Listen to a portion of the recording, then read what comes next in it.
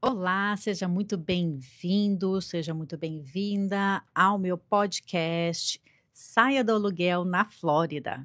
Eu sou a Jane Pietroni e estou aqui para te guiar nessa jornada de conquista da casa própria nos Estados Unidos. Olha só, gente, no episódio anterior, nós falamos sobre a importância de entender o seu porquê. Hoje nós vamos para um dos pontos mais importantes e sensíveis dessa jornada, o planejamento financeiro. Sim, é agora a hora de colocar os números na mesa e transformar sonhos em planos concretos, ok? Então vamos lá, gente. Qual que é o erro mais comum que eu escuto, que eu vejo no dia a dia dos compradores de imóveis? O erro mais comum é pular direto para procurar o imóvel, procurar a casa, sem entender se você está podendo comprar aquilo que você está vendo e se você está realmente sabendo qual é a prestação que vai ser mensal. Então, sem planejamento, o risco de frustração e endividamento, ele é muito grande. E não é isso que você quer no seu futuro, tá? Planejar o seu dinheiro é essencial para que você compre com tranquilidade, sem apertos e sem comprometer a tua qualidade de vida. Porque olha só, se você vai comprar uma casa e você vai ficar numa certa prestação, mas aí você tem que abrir mão de lazer com a sua família, você tem que abrir mão de, comprar as coisas que você gosta, ou você tem que abrir mão de ir naquela academia, ou de participar daquele clube, ou de fazer alguma coisa, porque você está com todo o seu dinheiro alocado para a prestação do seu imóvel, aí você não tem vida, né, gente? Aí não é legal. Então, para que você tenha um uma vontade de mudar de casa, de se comprometer financeiramente, isso tem que levar você a um planejamento consciente, tá? E ter um planejamento do teu custo mensal, onde ele não seja nem muito apertado para você e também não seja muito leve, tá? Vamos dizer assim, claro, leve é bom, mas muito leve também não é um fator motivacional, tá, gente? Então é o seguinte, vamos começar pelo custo mensal? Então, regra de ouro, tá? Regra de ouro que eu gosto de passar para os meus clientes, tá? Eu não se comprometa a mais do que 20% do seu salário líquido com o pagamento da sua casa. Jane, mas o que que é salário líquido? O líquido é aquele que você põe no bolso, gente, é aquele que sobra após os impostos, tá? Então, aquele que realmente vai lá para sua conta, tá? Então, vamos dar um exemplo. Vamos dizer que você recebe US$ 6.000 líquidos por mês. Você leva para casa 6.000. O seu limite ideal de pagamento mensal da casa seria 1.500, tá? E olha só, esse valor de 1.500, o que que deve incluir? Ele deve incluir o financiamento, que o financiamento bancário é os juros e o principal do todo, o principal daquele empréstimo, então juros em principal, então a gente chama de financiamento, valor do financiamento, o seu mortgage, tá? Valor do financiamento, mais impostos prediais, IPTU, tá? Imposto predial, mais o seguro da casa, o seguro contra fogo, coisas assim, furacão, certo? O seguro da casa. E se tiver um condomínio, o valor do condomínio. Então, essas 4 coisas: financiamento, o IPTU, seguro da casa e condomínio, essas 4 coisas são o pagamento mensal que vai para a sua casa, tá? Mas é claro, cada pessoa tem sua realidade, tá? Vamos supor, ó, 1.500, ai, mas 1.500 é muito pouco, não dá, tá? A, a, não dá para mim comprar uma casa. Então, aí, então, você vai aumentando esse valor numa maneira que fique confortável para você, tá? Esses 25% é uma lei? Não, gente, não. É uma indicação.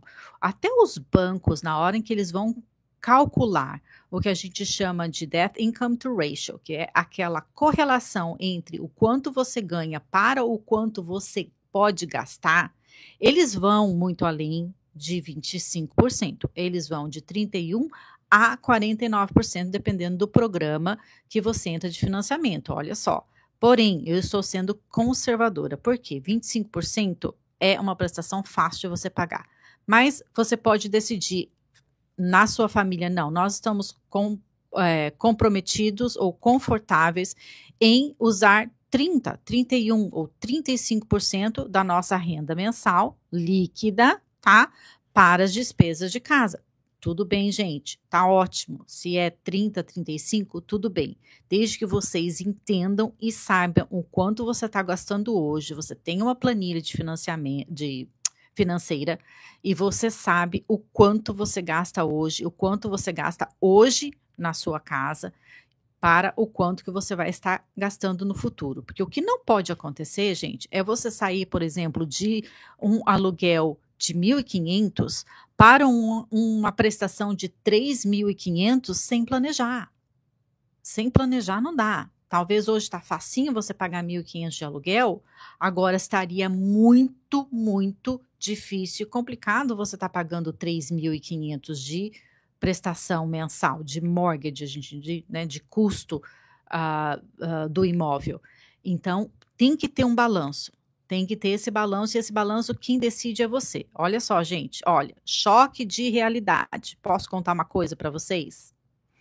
O banco não é quem decide o quanto que você pode gastar por mês na sua prestação mensal. Não é ele, é você. É você. Por isso que muitas pessoas entraram em problemas no passado. Por quê? Porque o banco foi lá, olhou, o crédito está lindo, isso, e falou assim, não, você pode comprar uma casa de 500 mil, a sua prestação vai ser 3.900 mensal, e você simplesmente fala, ok, aí esse 3.900 mensal, na primeira emergência que você tem, na primeira dificuldade que você tem, emergências acontecem na vida, gente, a gente pode ter uma emergência que precisa de um dinheirinho extra, então tem que ter planejamento, você tem que ter esse dinheirinho extra já guardado, não esperando acontecer um imprevisto, onde você teria que estar retirando esse dinheiro da sua prestação. Então, tenha essa consciência. Então, o que eu quero que vocês tenham, tá? Para que nunca você passe apertado. Vocês têm que ter, pelo menos, o banco pede 3, tá? De 3 a 6 prestações do seu empréstimo lá, sentada numa conta, sentadinha lá numa conta separadinha, na sua conta de saves ou até na sua conta regular, mas ter um pouquinho a mais de prestações, do mesmo jeito que você deveria ter de prestação para o seu aluguel, você também deveria ter até 6 prestações guardadas no seu banco, para que se acontece algum imprevisto, você tenha um dinheiro de emergência e você não fique apertado em pagar o seu mortgage. Porque é o seguinte, gente, o mortgage, você deixou de pagar 3 prestações, você está entrando em processo de foreclosure. É obrigatório o banco entrar num processo de foreclosure depois que você deve 3 prestações. Então, é sério. Agora, ao contrário, por exemplo, de um carro, eles não vêm retirar a casa de você em 2 dias, ok? Isso não acontece. É um processo. Porém, é um processo que pode acontecer muito mais rápido do que você possa imaginar.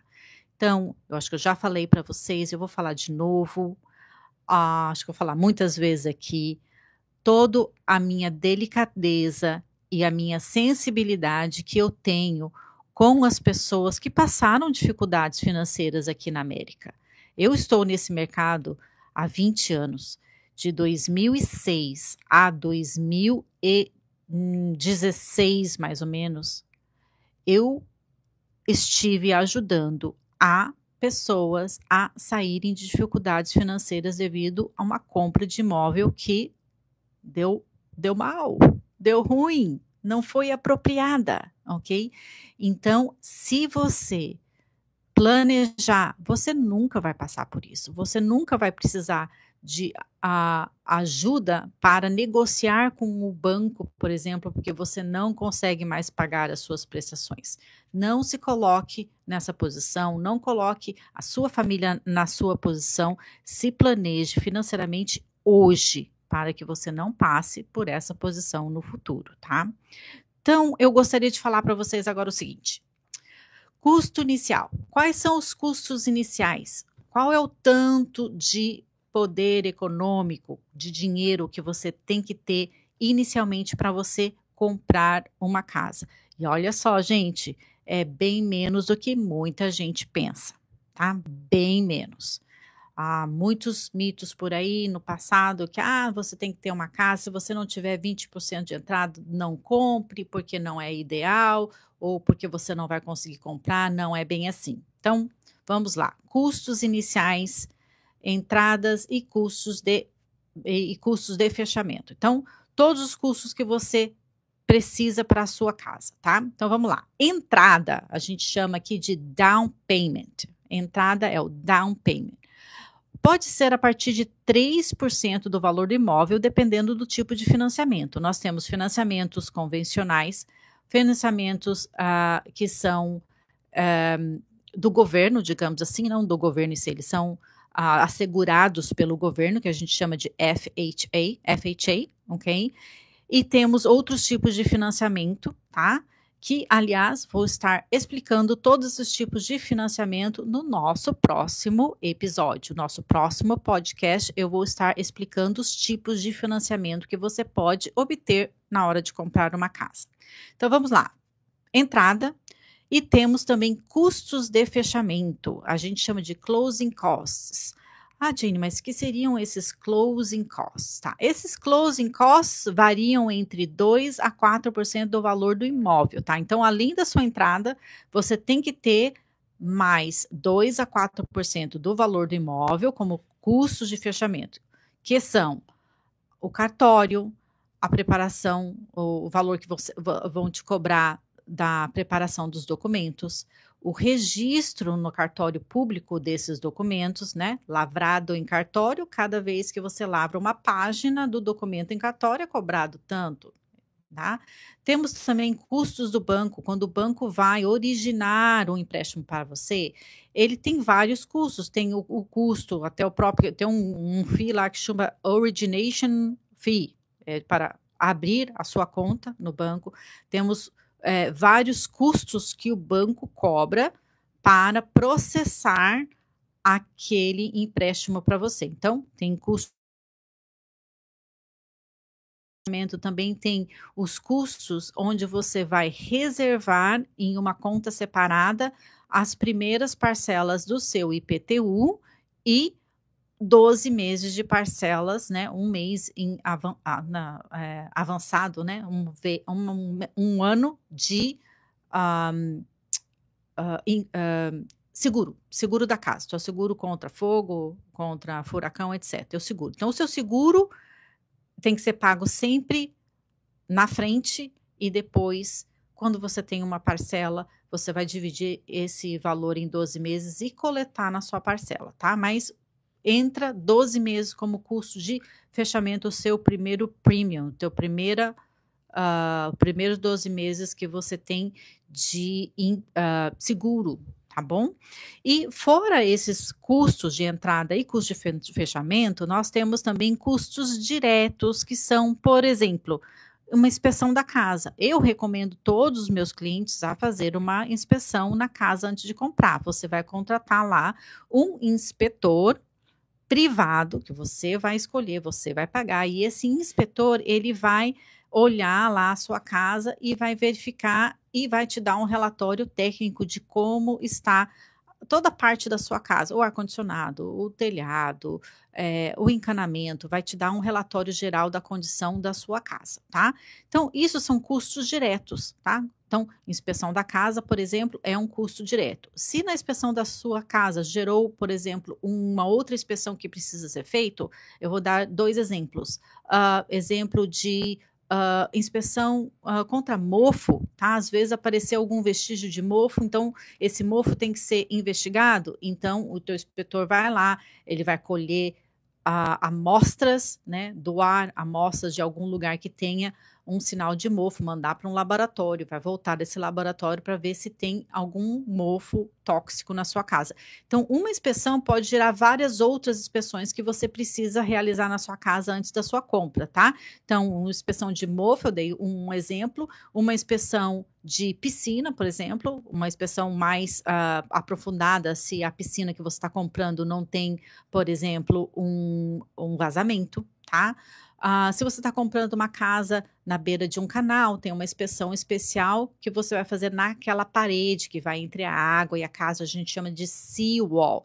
Essa parede, esse seawall, precisa de uma inspeção especial para isso. Então, todas as inspeções da casa são custos diretos e são custos, né, que você vai ter durante o processo de compra, tá? Não após a compra, durante o processo de compra. Então, resumindo, vamos lá. 3 custos que você vai ter inicialmente na compra do seu imóvel: a entrada, custos de fechamento e custos diretos, tá? Então, vamos lá. Vamos fazer uma conta bem fácil aqui para você saber mais ou menos quanto dinheiro que você precisa. Você está comprando um imóvel, por exemplo, de $200 mil, tá? Então, se você está comprando $200 mil, você deve estar preparado para investir algo entre 10 a 20 mil logo no início, considerando tudo, tá? Então, considerando sua entrada, mais 2 a 4% do valor do imóvel e outros custos diretos, ok? Então, vamos ter uma ideia aqui. Você está precisando geralmente entre, tá, 5 a 10% do valor do imóvel, numa compra usando o mínimo de dinheiro que se requer para fazer uma compra. E aí vamos além, se você quiser comprar 20% de entrada ou 30% de entrada, 40%, 50%, quanto mais entrada você tiver no seu imóvel, menor vai ser a sua prestação, a sua hipoteca, tá? Então é isso, gente. Agora vamos lá. Vocês já escutaram falar numa expressão chamada house poor? Bonito, né? House poor. Tá. O seguinte, é quando uma pessoa tem uma casa bonita, uma prestação cara e vive no aperto e sem dinheiro para mais nada, tá? Então isso acontece quando nós aceitamos o valor que o banco te aprova, sem avaliar se realmente cabe no nosso bolso.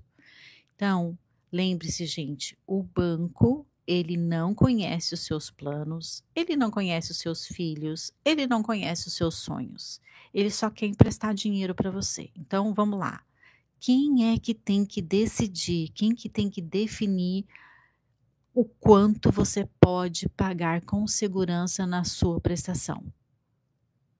Isso mesmo, você, tá? Então, não deixem nenhum banco falar o quanto você pode ou está aprovado para pagar. Faça uma decisão consciente. É quanto você se sente que você pode pagar a prestação, tá?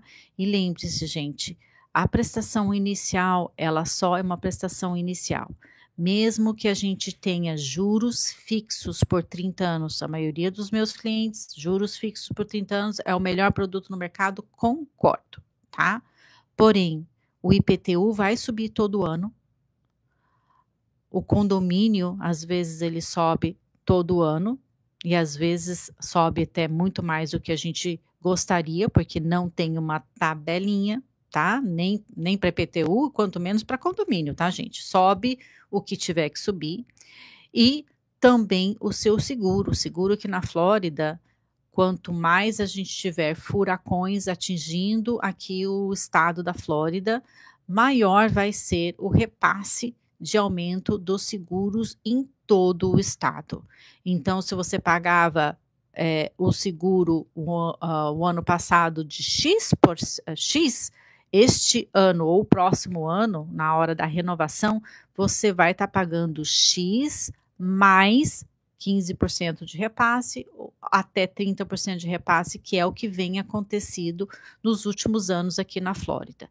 Então, a sua prestação, ela tem que estar confortável para você, porque ela vai, na verdade, só aumentar. Mas prestação, por favor, gente, prestação não é o mortgage. O mortgage tem juros fixos, o seu principal e o seu interesse, aquele valor vai ser fixo por 30 dias. O que vai mudar todos os anos é o valor do seu condomínio, o valor do seu IPTU e o valor do seu seguro. Sempre vai mudar e tem a tendência, e provavelmente vai acontecer, é que esse valor vai aumentar todos os anos, não vai diminuir. Eu sei que tem condomínio que às vezes está mais, às vezes está menos, dependendo do reajuste da parte financeira no final do ano, porém, a tendência é sempre estar aumentando, em vez de estar diminuindo aí essa continha, tá? Então, seja uma pessoa que vá planejar,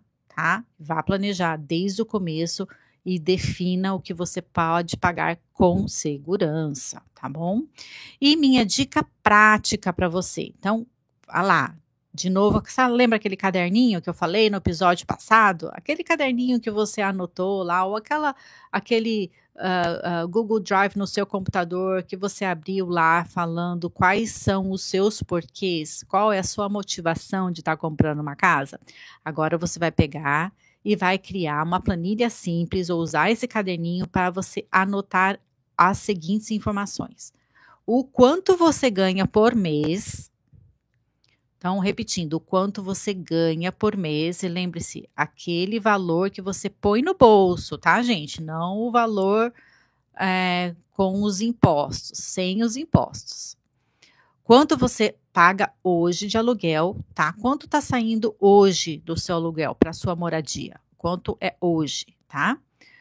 O quanto que você pode reservar para a casa, tá? O que são essas reservas? Essa reserva financeira é aquele objetivo que você vai ter de deixar o dinheiro da sua emergência, tá? De 3 a 6 meses de prestação da casa, tá? Independente se você tá no aluguel hoje, gente, ou se você vai ter uma prestação, você vai para sua casa própria, lembre-se sempre que você tem que ter um dinheirinho de reservas, ok?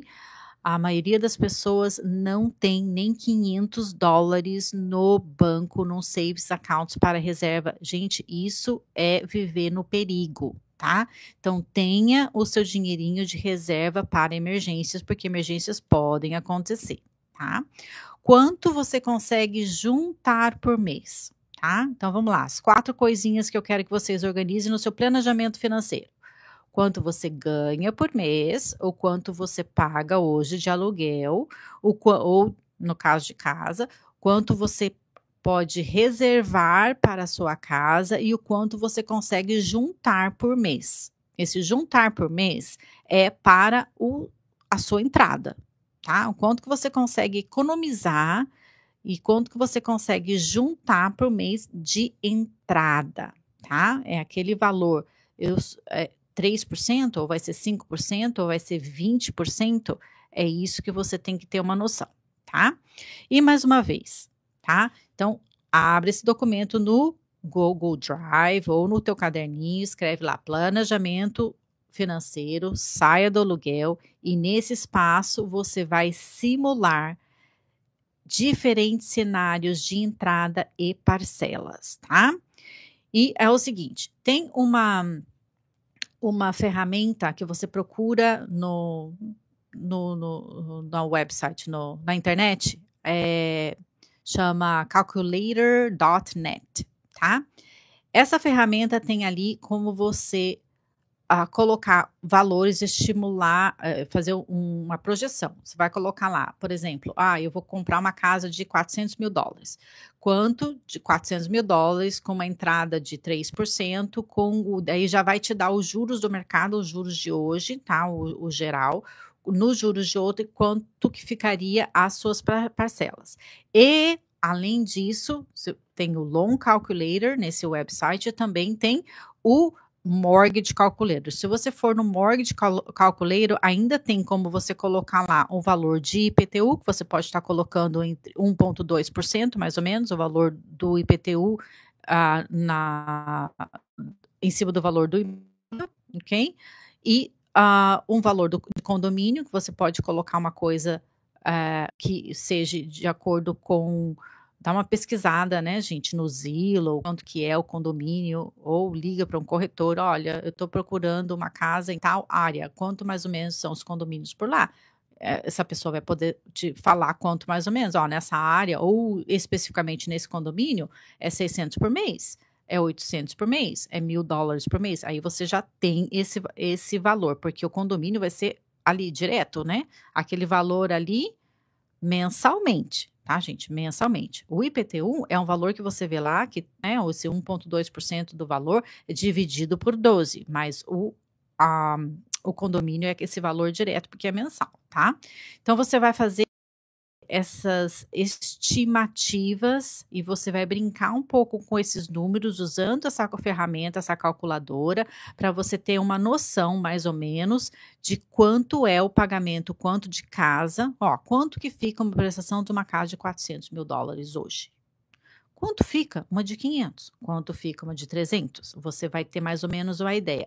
Para quê? Para que você saiba mais ou menos, olha, o valor do que eu estimulei para comprar a minha casa, os 25%, ou que seja 30%, ou 35%, o que você estimulou que vai para o que vai para a sua prestação, você vai saber esse número. Então, o que acontece? Agora você tem que combinar esse número com o quanto de casa que você pode comprar.